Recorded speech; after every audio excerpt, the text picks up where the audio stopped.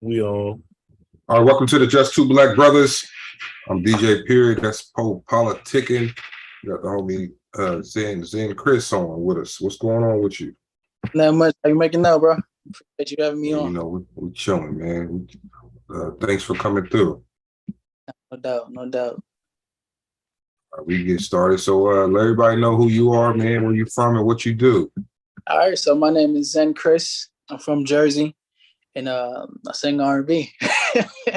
Oh, so that was you. I was trying to find on. You got the head nod joint. Yeah, I got head nod, and then And summertime fallout. Yeah. Okay, them the singles you pushing right now. Yeah, for sure. Okay, how long you been doing R&B? So I started out in like 2013. Then I released the whole project in like 2015 called The Christening. And I had like a single that I was pushing then called Blown Away. But my name was called Reed. And it was at a point where everything just started going like 100 miles per minute. And then life happened. I had a son.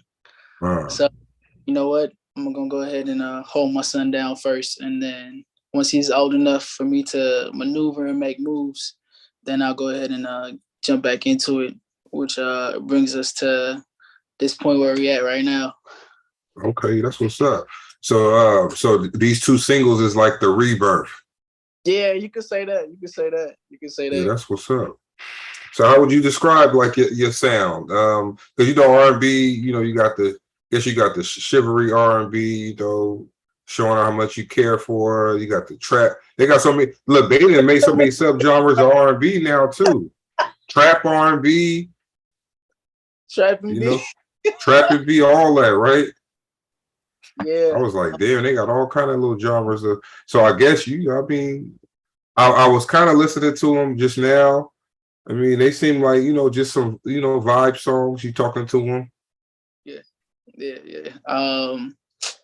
I'd say like I got a mixture of like of those subgenres, but I have like in store like those ballads, that soulful R&B. Also I got like a mixture of that neo soul vibe too. So to me it's just R&B versus like how would I put it? A lot of my stuff isn't up tempo. Like it's conversation pieces, those story pieces. That'd probably be like the best way for me to describe it. Okay, and then and how is the R&B game right now? Was it like you know, hip hop got a lot of lanes? Is this and like are we just kind of talking about it? But you feel like it's is the same for R&B? Do they get the same love as because like with rap, you could do like let's say mumble rap. They got their lane or whatever, right? R&B, is there lanes for every different style as well, or certain styles only at the forefront? So right now I feel like the style that's at the forefront is more like a up tempo type of R&B because you don't necessarily hear as much ballads used to. With the ballads with that type of soulful feel, you kind of have to like search for it. But all that access is right at your fingertips. It's just a matter of you doing a little bit more work just to get to the music, you know? I think people lazy though. Yeah, you're right. You be like, all that music out there, y'all just rather listen to whatever is out there instead of trying. Because if you love music, then I would think if you're a music lover, you would probably get tired of hearing the same stuff and try to venture out and find something different. 100%. I remember looking forward to finding like new mixtapes that will pop up. I'd be like, yo, you heard a new mixtape that just dropped? I would search for it because I was like, oh, I'm trying to find something new. Because like you said, you get tired of hearing the same songs on the radio because after you listen to it, after a while, it's going to be repetitive. It's like you know what I'm saying? It keeps getting regurgitated. All day. All right. So, and what you got working on? Yeah, Paul. Now I'm gonna say, did y'all hear about Diddy? Like it was like last week or week before. Oh, he was talking about R&B dead. So that was like what he say? R&B dead. But then Chris Brown was like, R&B ain't dead. It's just a lot of ugly niggas. Then I think Usher said, so everybody was saying that they little thing, but Diddy was saying, like, he said, it ain't no R&B out right now that you want to have a kid to or have sex to. So he was saying it's dead. Because he said R&B supposed to make your dick hard and all that stuff, make you want to have sex. And he said R&B about love. He said ain't like that now. Hey, listen, man. No, that's funny though. I think Diddy is talking because he don't got no R&B artist popping right now. That's a fact. If he had one, he would not be saying that. But Diddy signed to Motown, and he's about to come out with an R&B album. So that's why I think he's doing it. Because I think he's trying my R&B dead, but I'm about to bring it back. That's what I think he's about to do. Oh, he signed to Motown. He's finna put out an R&B record with Motown. Oh, so he just trying to corner the market real quick. That's what I think. Before he put an album out. Yeah, but somebody like Diddy wouldn't even have to do nothing like that though. Because thing is, he'd get a whole bunch of R&B singers. It'd be like one of those type of like a DJ Khaled R&B album or something. Background like normal, you know what I'm saying? Like he'll do his ad libs. That'll be it. What was his? Did he have that? Wasn't that one album he had kind of like a? Well, I guess it was. What's the album he had with That platinum one, the silver one. Where he had the song with Keisha Cole. Oh, last night, yeah. Press play, wasn't it? Press play. Press play, yeah. That was his little. Yeah, he had a lot of songs there. Tell me, he had all that shit on there. But it has some bangers, Yeah, he did. But I'm like, you ain't gotta come in this R&B for you to put an album out. Shit, people gonna listen to it regardless if you diss it or not. Like that's that perk Diddy got. But I don't know. But if we being completely honest, I mean, ain't no Ushers out right now. Ain't no new Ushers. Ain't no new. Is there any new Chris Browns out types? Is Chris Brown? Chris Brown started R&B, but Chris Brown kind of elevated into like pop. Yeah, some of them, because a lot of them turn into pop stars. Yeah, when they get real big. They got a lot more crossover records. Mm-hmm. And I think that could possibly be like strategy too. Like you come out with a couple crossovers for people to come into your lane and discover more of your music. So then that pulls you in. That pulls them into the R&B. It's like, all right, they're gonna be like, oh man, I love this record. Let me see what else he has, and then that pulls you into he got some. He did this music. He did that type of music. So who are some R&B artists that influenced you? You got Tank. You got Genuine. 112.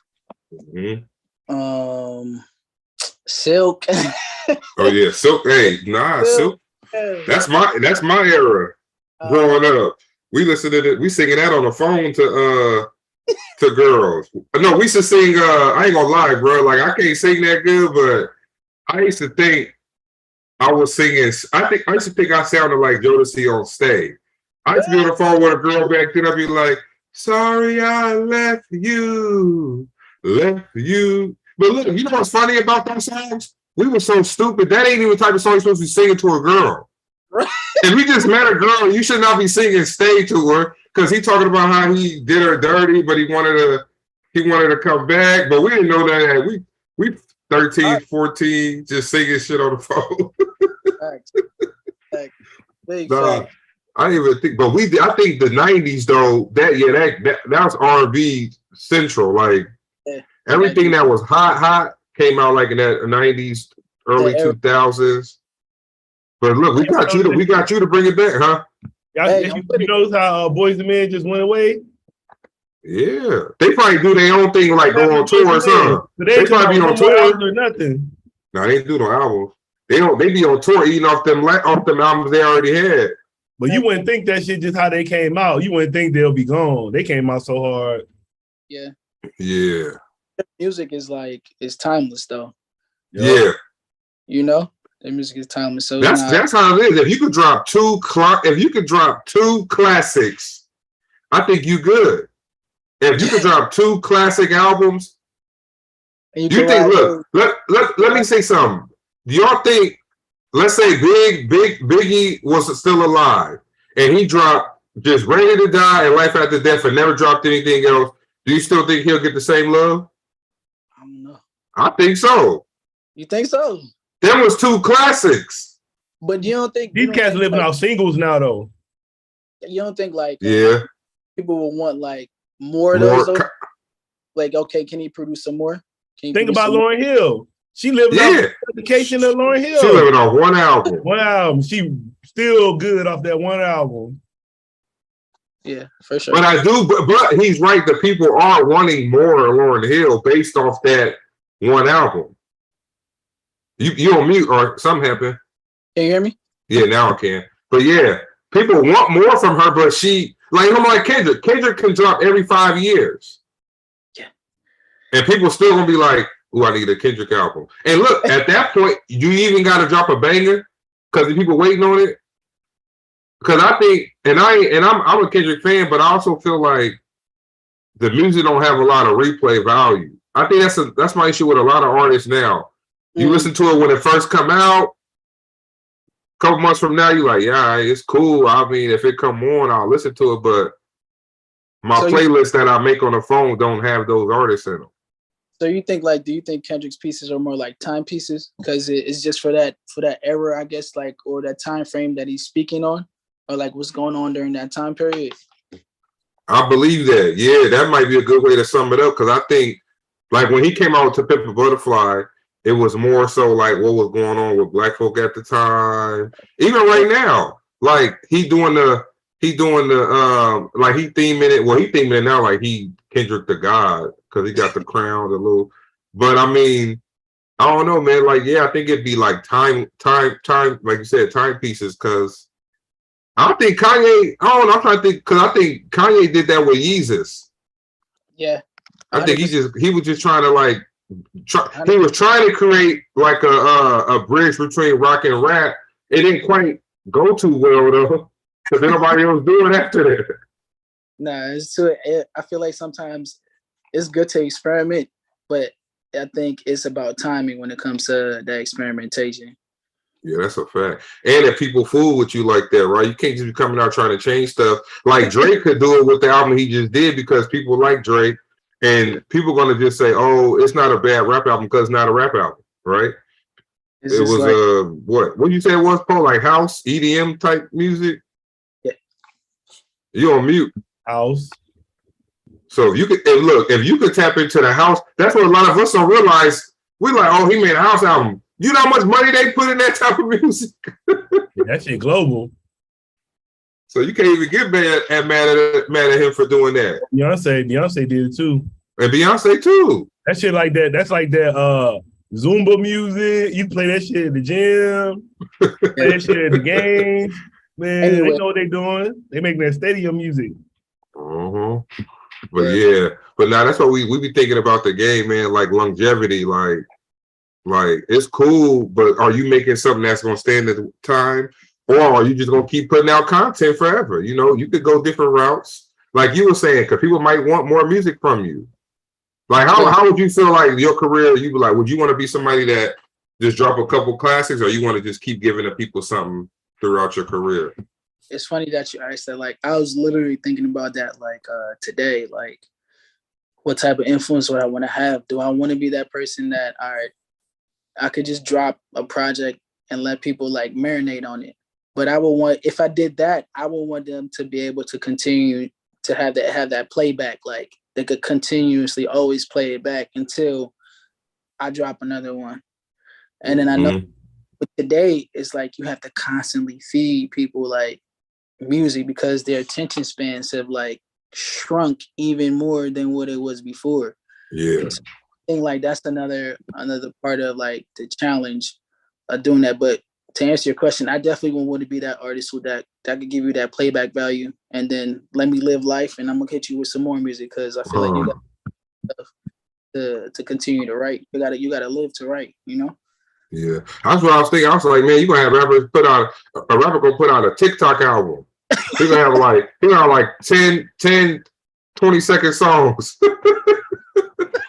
But they're gonna be made exclusively for TikTok. Hey, hope nobody don't take my idea, man. A 10 album, each song 30 seconds exclusively for TikTok.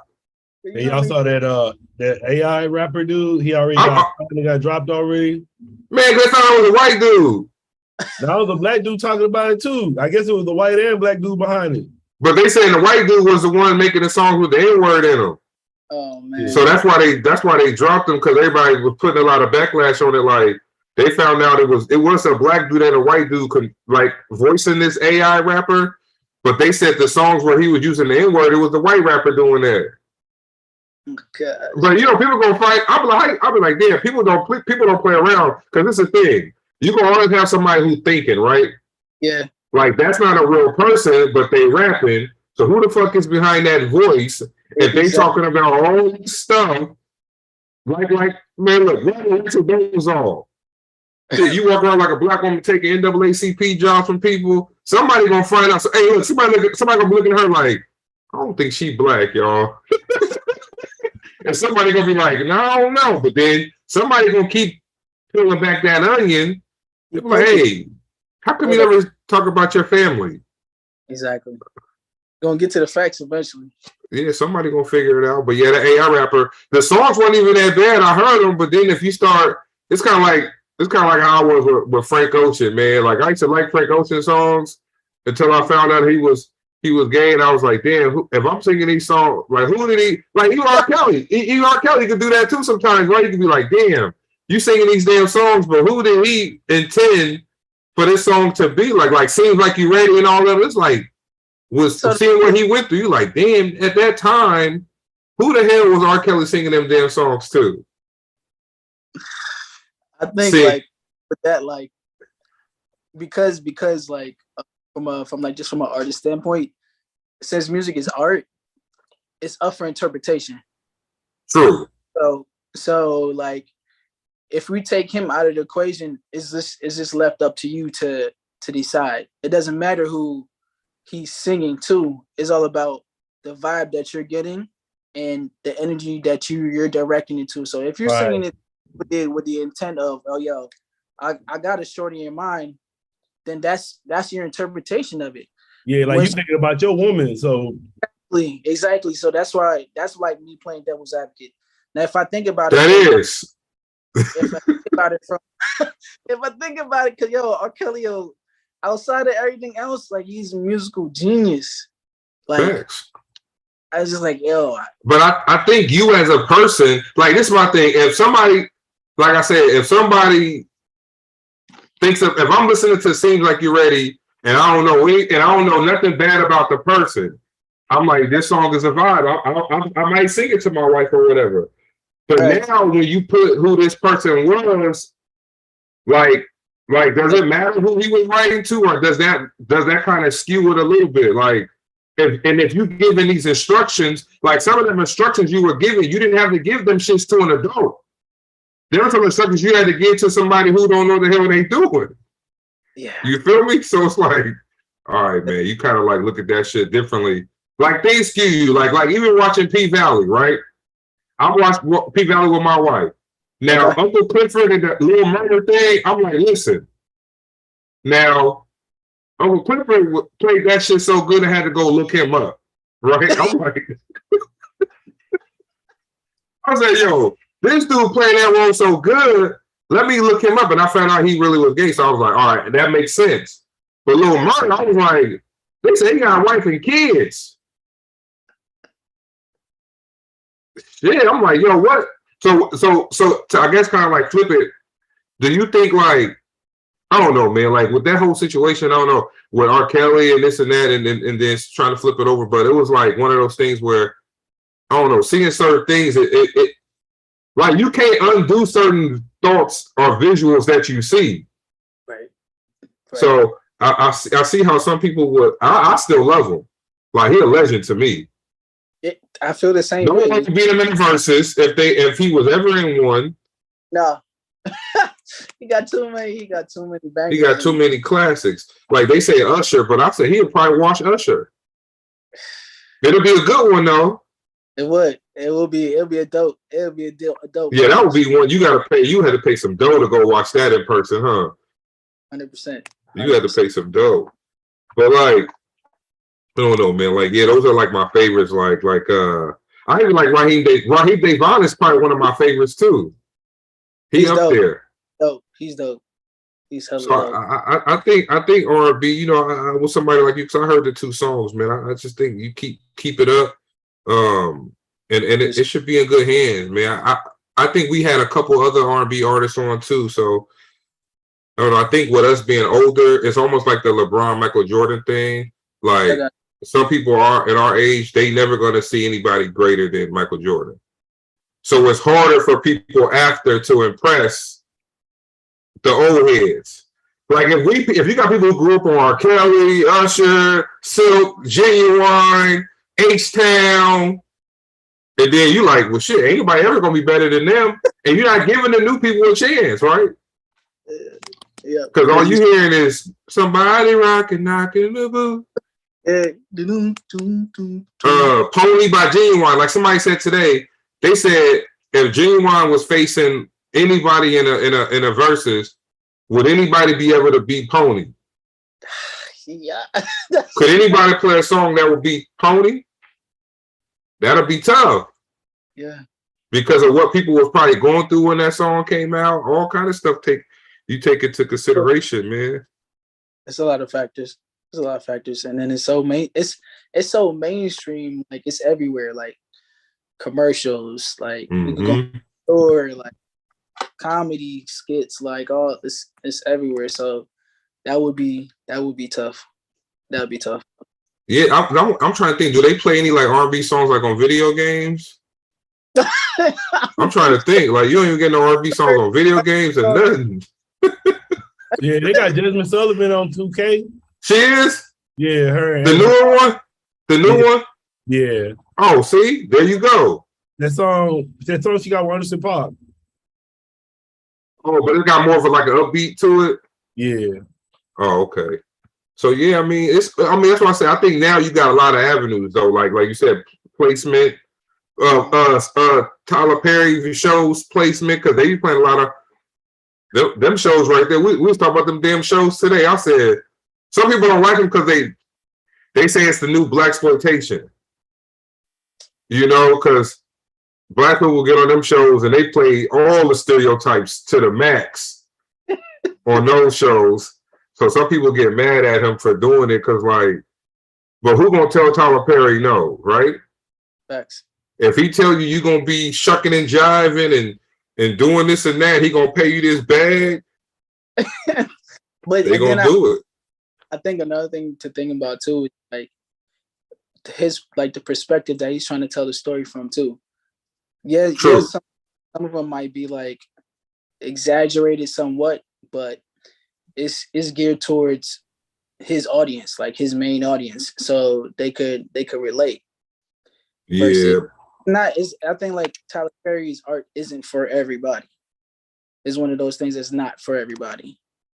It's like yeah, I get it. My wife watch Sisters right now, and I'll be trying to watch it with her, but I like some. But here, I do say one thing about it though. It is addicting if you do sit down and watch it, because you be like, them storylines be so exaggerated. You kind of like want to see what happened next, just to be almost like Fast and the Furious movies. I'm like, how the car flip out a helicopter, crash through the apartment building, and Vin Diesel just walk out that bitch like ain't nothing wrong with him. You feel me? That's how the Tyler Perry shows be. I'm like, dang, that person ain't. They don't see how they acting on here, but yeah, we was watching Sisters, and they got some R&B songs that come on like on the commercials or whatever. So I was thinking like, yeah, that's another avenue to like get the music out there and things like that. For sure. But yeah, I'm gonna go into one of the tracks, man. We got Head Nod and we got Summertime Fallout. What's Summertime Fallout about? Pretty much like you get into a relationship with someone, and that butterfly stage is like heavy, and it blinds you to that point where everything and anything happens until you start to really get to know that person, and then it's like an afterthought, like what am I doing? What are we doing? If I feel like this, like I wish I had the foresight to see this. I think all relationships are designed to be that way, though. To be honest, like it's just something new. It's that feeling, bro. Like you ain't never gonna get to the point to where you go see who a person is when you first meet them. Ain't no way it's gonna happen. So I think we gotta just embrace that. That's how relationships are, because people don't know you, right? So you nicer to a stranger on the street than you are to your significant other you've been with for years. And sometimes they call you out on that shit. I get you.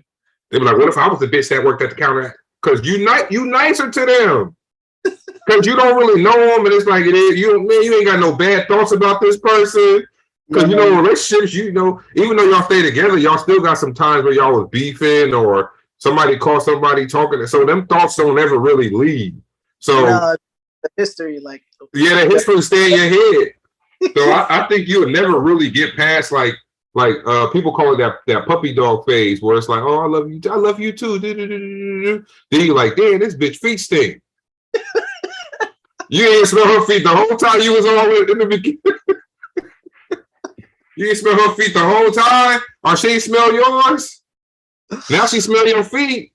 You like, damn. She like, oh, this nigga got athlete feet. I ain't never noticed he had athlete feet all this time. That's how it be, man. That's what I say. I think you'll never get past that type of thing. I thought you was gonna say it meant when the summertime hitting, the girls be trying to dip off, and then they come back when the winter starts. Like, didn't Fabulous have a song? He had a summer song about that. But yeah, and then we got Head Nod. And what's that one with featuring Quintessence? Yeah, Quintessence. Pretty much that's about like you and your shorty know what time it is. Like, say for instance, y'all about to leave the club or y'all in whatever setting it is. All you gotta do is give shorty the nod, and you and her both know it's time for us to. Oh, I feel that one. Really, you know.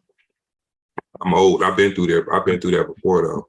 You gotta hope her friends don't stop her though, huh? She's like, nah, girl, we came together. You know the code. You know what it is. all day. All right, so yeah, we'll hit them with the head nod. Let's do that. All right, y'all listen to the Just Two Black Brothers, DJ Period, PoPolitickin, on ZenCris. This is Head Nod featuring Quintessence. Let's get it.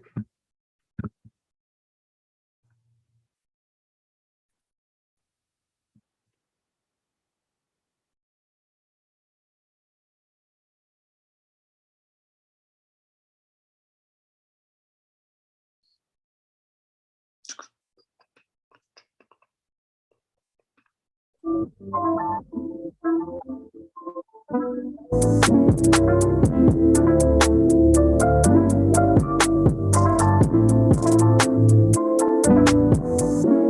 know what you want. Starting me upon that scene. Time to work, let you leave. Since you drunk, let you speak. It's your time right now. Turn up. If people see us right now, so what? So let me serve you if we down for two. Would you? Let me interest you with my eyes on you. Would you? Grab that pillow while I grind on you. More things that jank off my leaders. Yeah, here we go. Always getting physical, sexual. I need another visual. Can't get you off my mind when you leave every time. I'm like, damn, every time. Why? I need that head nod from you, just agree. I need that head nod from you, just agree. If you're enjoying yourself like me, I need a head nod from you, come and see. So pull up. Need no pickup line, but we get into it. It's a different vibe, but you already knew it. Put your hands all over me, on me. I can feel your hands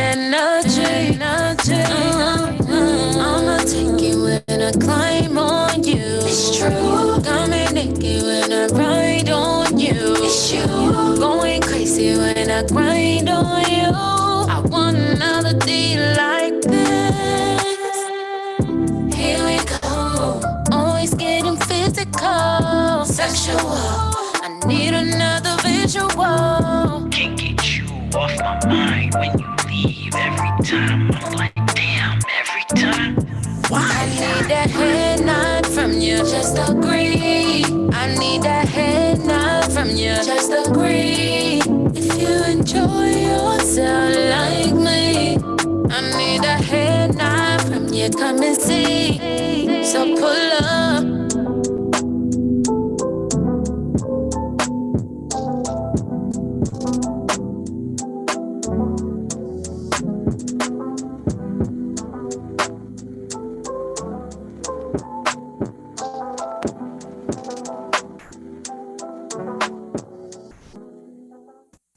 Yep.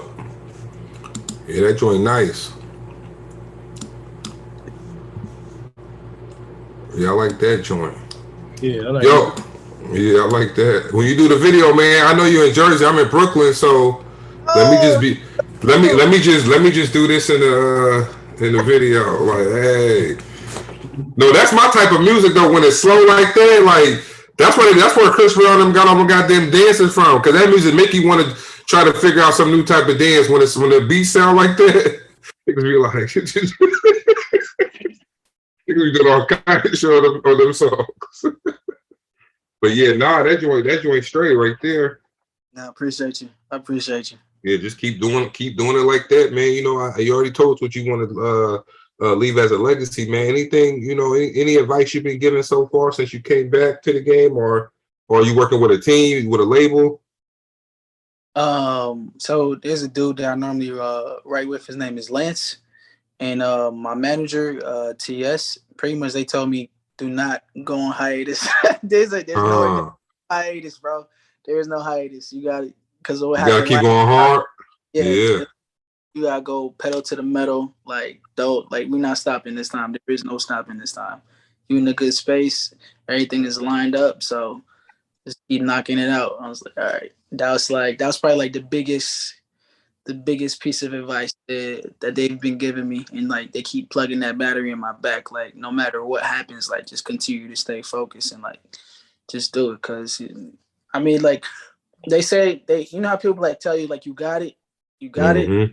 Like I hear it, but it's just like I don't got it until I'm setting goals. Like I don't got it until like everybody that I care for is straight. Like I don't got it like until I got like a whole bunch of untils. And my thing is even if like for instance I get to the point where I do got it, I still want to be able to just be humble and just be myself. Like just be. I feel like I remember one time me and Poe was in the Marines together. That's how we met. So like I had only been in like 10 years, but I got this award.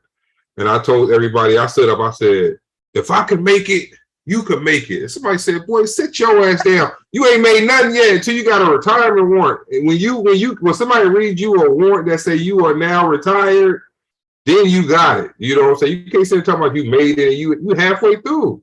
Like, I feel what you're saying. Like, I can't really say I got it until like everybody that I love and I fool with is straight. Yeah. But no, we could kind of like doing this podcast, man, listen to different artists. You could tell when somebody got it, you know, and that got it thing really just means that they can tell you not fake with what you're doing or whatever. Like that's something that's like genuinely in you. You know what I'm saying? So I mean, you could take that compliment like that and use it to motivate you going forward, though. Yeah, definitely. I like that. I like that perspective. I like the way you put it. I like that perspective. Yeah, because it just genuinely like some rappers you could tell. Like, all right, I think he got some people that probably help him out with everything. Because and then you got some that be like you can tell. I mean, this the biggest test is freestyling though. Like yeah. You see some people freestyle, you like, what the hell? Then you see some, you be like, okay, all right, yeah, they thinking the words is creating and formulating in their head. Exactly. Exactly. Man, look, we gonna stay tapped in with you. We appreciate you coming through, chopping it up with us, man. Like, we definitely want you to come back whenever you when the album drop for sure. Now, I appreciate that. I appreciate that. Mad love, mad respect. I appreciate you taking time to have me on here. That definitely means a lot to me. For sure, for sure. Poe, you got anything? No, it was nice talking to you, bro. Talking to you too, man. Yeah, I'm gonna DM you, man, about that video. I'm about to follow you on Instagram. Oh yeah, let everybody know your IG, how they can find you in the music. Everybody can find me at Smokey Voice Guy on Instagram and Twitter. And then my music is gonna be everywhere, from Apple Music, Amazon Music, Google Play, Tidal. You look on all those platforms, you'll be able to find me. All you gotta do is type in ZenCris, because I'm the only ZenCris. Yeah, that's for sure. Y'all go do that. Y'all go follow him. Go download that music, stream it, buy it, do whatever. Support the homie.